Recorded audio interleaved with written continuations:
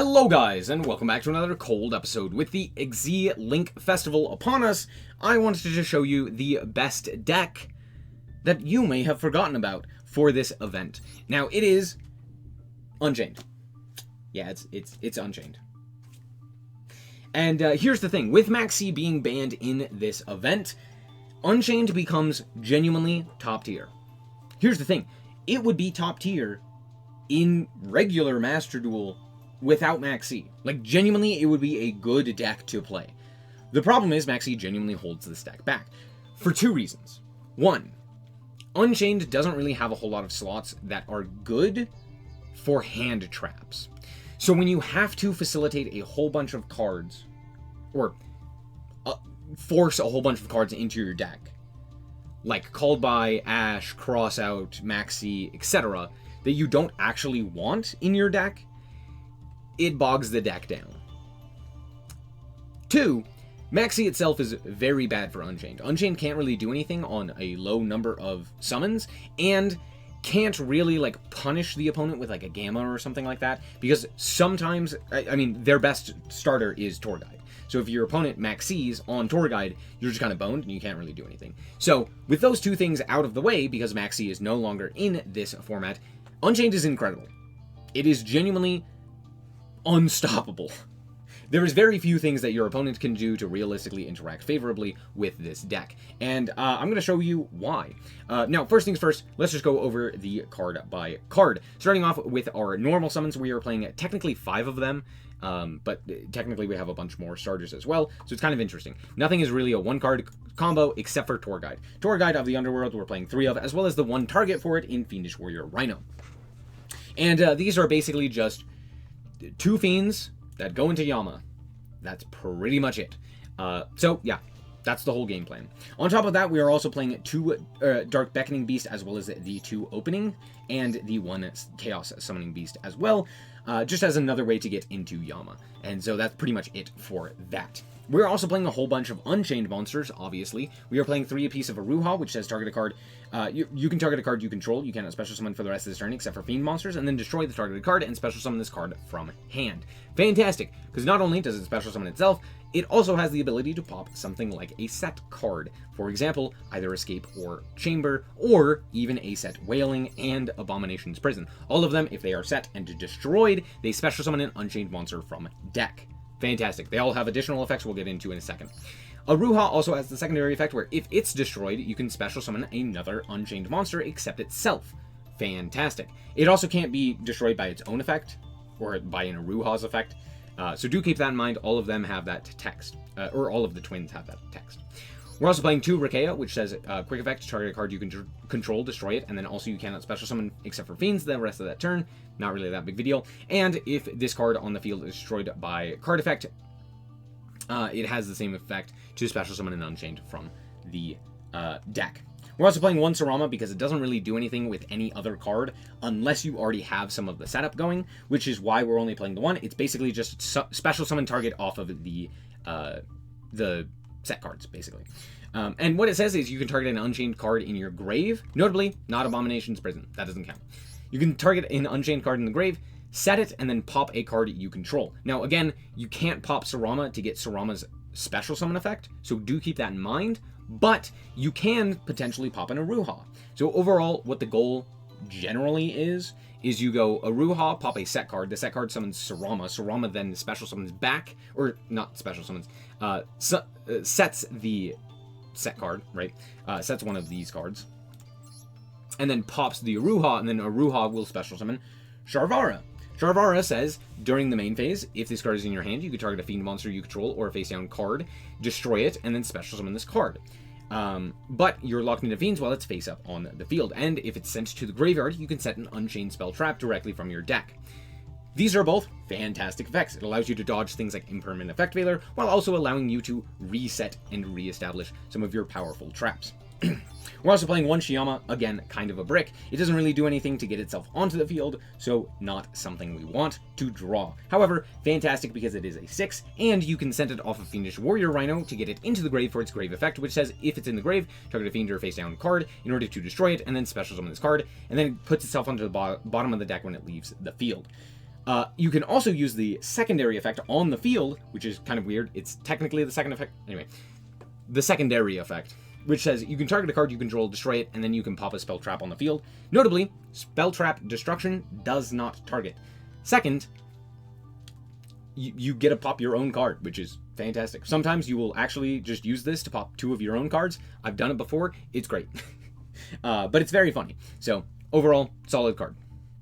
And then we're also playing 1 Unchained Soul, or Abominable Unchained Soul, which special summons itself from the hand if a card is destroyed, and on summon can just discard a card to destroy a card, non-target, and or once per turn during the end phase, it can special summon itself from the grave if it was destroyed on the field. However, you can only use 1 of that effect per turn, or you can only special summon it once per turn. So you can either use the special summon effect from hand, or the special summon effect from grave. You can't use both, pretty much. And that's pretty much it for the monsters. We're running 3 Abomination's Prison, which just searches an Unchained card.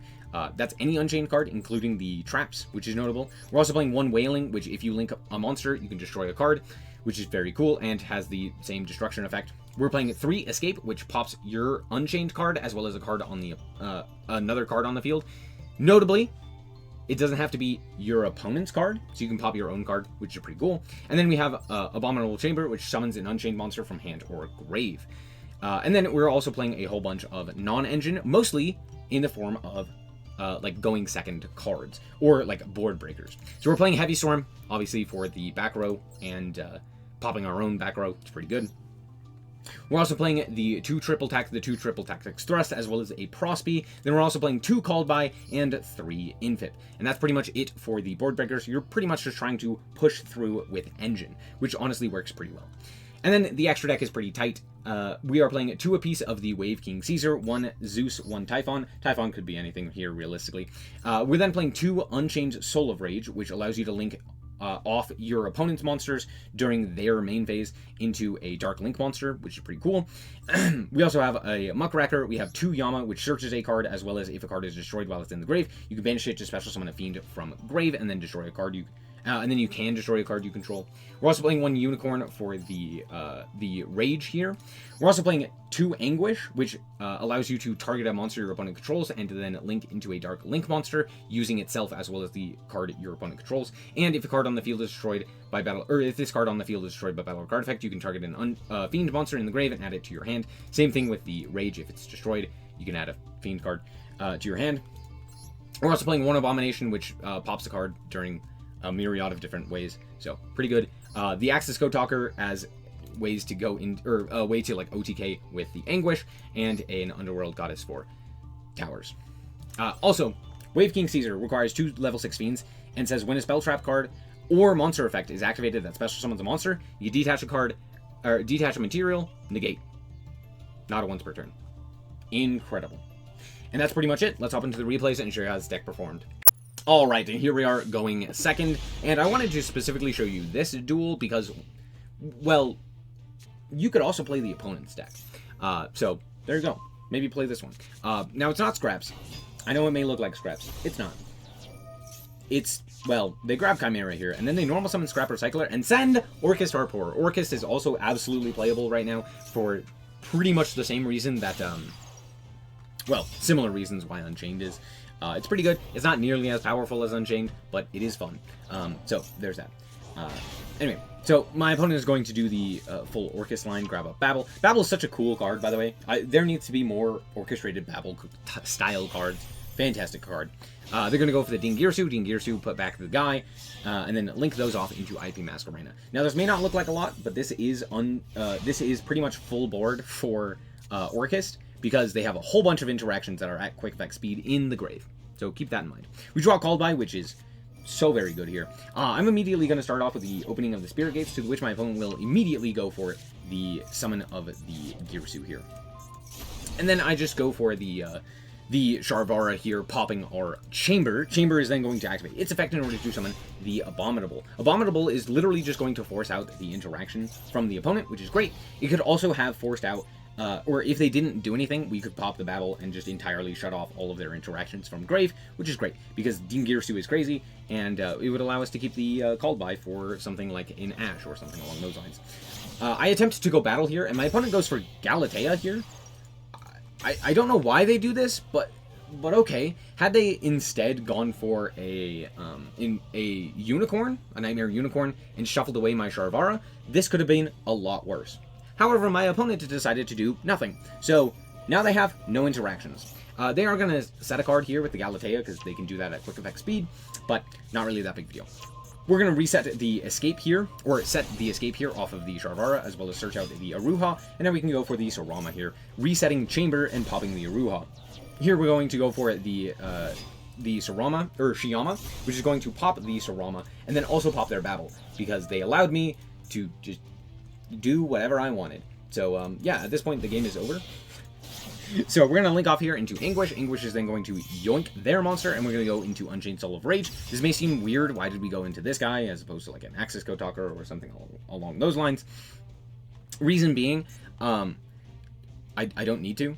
Like, I can OTK even without that, and it's just the way better option if they have like a Nibiru or something along those lines. So yeah, we just summon back a whole bunch of guys, and then that's the game. Good game. Alright, once again, we are going second, and we drew Infip, and pretty much like nothing else. The rest of this hand is pretty bad. My opponent goes for Kashtira Fenris, and I'm like, okay, yeah, we're just going to hold the Imperm here.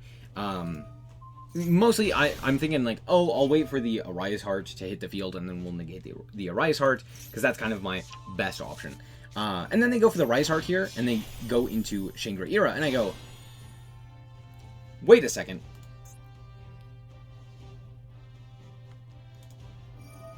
Does this work this way? So I Imperm, I thought about this for a really long time. I Imperm the Rise Heart here. Now this may seem strange, this may seem wacky, this may seem odd, but stick with me. They've already used Theosis. I know they have Birth in hand. Rise Heart itself banishes cards face down, which is what triggers the Shangri-Ira. And the Shangri-Ira effect activation is what allows them to use the Rise Heart to go into a Rise Heart. Right? The big Xyz. So I'm like, okay, well, if they don't really have anything else that would banish a card face down, so by negating this, unless they're like randomly playing another card that would banish cards face down, like Pot of Prosperity or something like that, and they activate that now, unless they do that, we should be fine. And they shouldn't be able to get the Arise Heart. Is it a bit of a gamble? Yes. But I did go for it, and it turned out really, really well. So now they just have like a dead Rise Heart on their field. I believe we drew Prosby for turn, which is fantastic.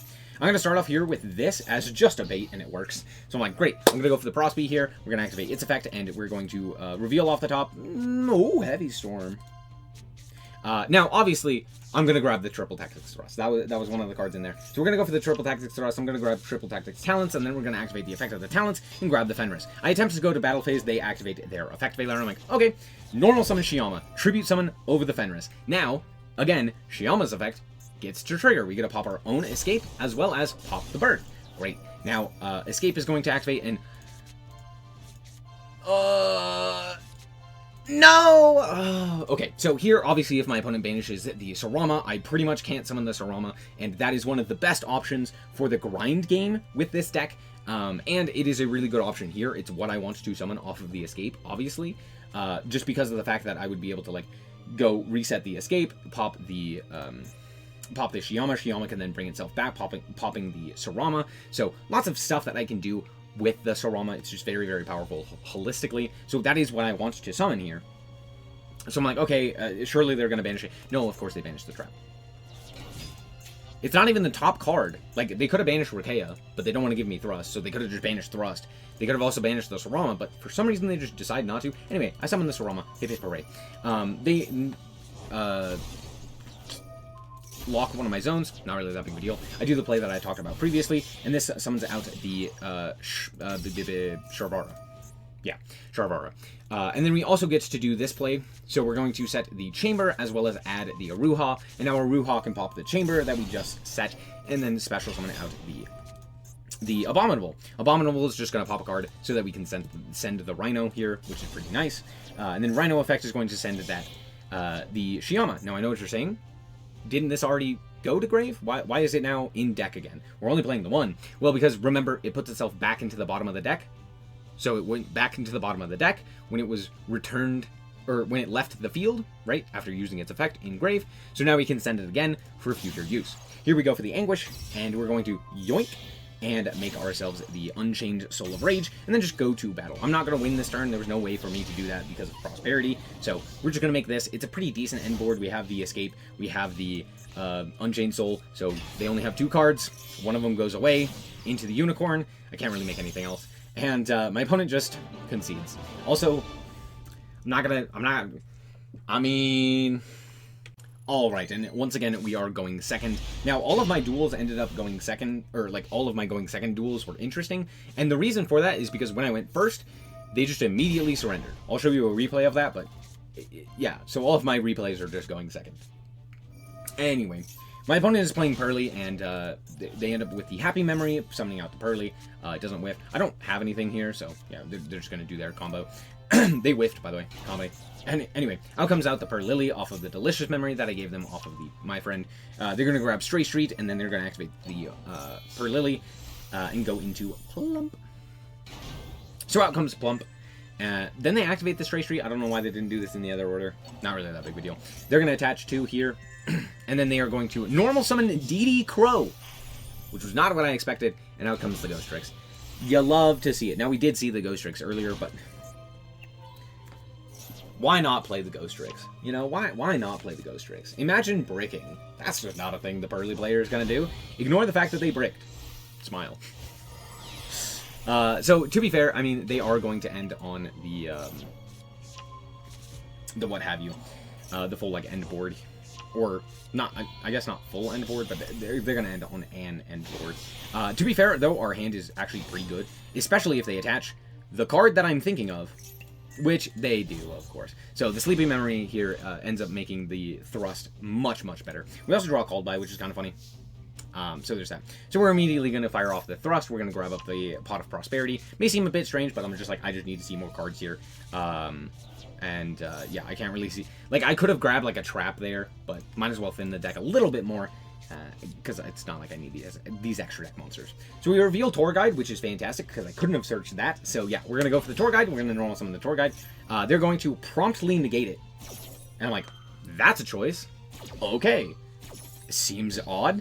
Well, no, it doesn't seem odd. Seems like the correct play. But I am going to go for the Triple Tactics talents here. What I'm going to do, I'm going to steal back the Tour Guide. Yes, they just stole it. I'm going to steal it right back so that I can pop it with the Aruha, which will then trigger the Unchained Soul, which we can then use the Unchained Soul's effect, pitching the second Triple Tack to pop our own Aruha, which could then summon the Sharvara, and we can kind of go from there. So there are a few options available to us from that position, and that's overall what we're planning to do. However, my opponent just concedes. To be fair, I could have also just stolen their big guy, attacked, and then Zeused their field, and then popped my own Zeus and, like, maybe done something from that. But, like, it would have been funnier to steal my Tour Guide. That would have been, like, infinitely funnier. So, of course, I'm going to do that. Smile. Okay, so generally this is what happened when I went first. Have a good hand. It's a fine hand. It's nothing notable. So we're going to start off here with the Abomination's Prisoners. We're going to grab the Aruha. I'm going to set a card. I'm going to activate the Aruha. We're going to special summon the Aruha. We're going to activate the Escape. And my opponent's going to concede. That was most of my going first games. It was great. Alright, we're back with the deck. And honestly, this deck is very powerful in this event. And it's one of the few times where this deck can shine in Master Duel. Which, it's honestly such a fun deck to play. Is it difficult? Yes. Is it insanely difficult? No. I think the skill floor is pretty low, all things considered, as long as you know the basic combo, which is summon 2 6s, make this guy after making Yama, then you're good. That's pretty much it. And it's not too difficult, right? You just have to remember that all of these are like once per turns, and you can only pop them so many times. So, that's pretty much it. Like, everything else is pretty simple, especially in comparison to, like, Ritual Beast, or I can't think of another complicated deck, but you get the idea. However, with that being said, the skill ceiling is super high. There's a bunch of different lines and options that you can go for, and there's a few different locks as well that you need to keep in mind. For example, the effects of these guys with the like on-field effects that they do, or like the activated effects that they do. For example, Aruha, Sarama, Rikea, all of their on-field and or activated effects that aren't to special summon a thing are something that locks you into fiends. So playing around the fiend lock can potentially help you out. For example, going into like Axis Kotaker or Zeus or something along those lines, right? So lots of stuff like that you can play around with, as well as I think deck building in particular is kind of a skill in and of itself with this deck, and it's one of those things that is not really intuitive. It's not something where you just throw in the 9 standard cards, Maxi, Ash, etc., and call it a day. It is something that you have to know more or less how to do. Hopefully this helps. But yeah, overall, it's a very fun deck. It's very interesting, and overall is great. I love playing this deck. It's great. So yeah, that's going to be it. Thank you guys so much for watching. I hope that you guys did enjoy. If you did, like us very much appreciated. And remember to always stay frosty. Bye-bye. Shout out to the Frost Guard, my members. Thank you guys so much for the support, and I hope you enjoy the content.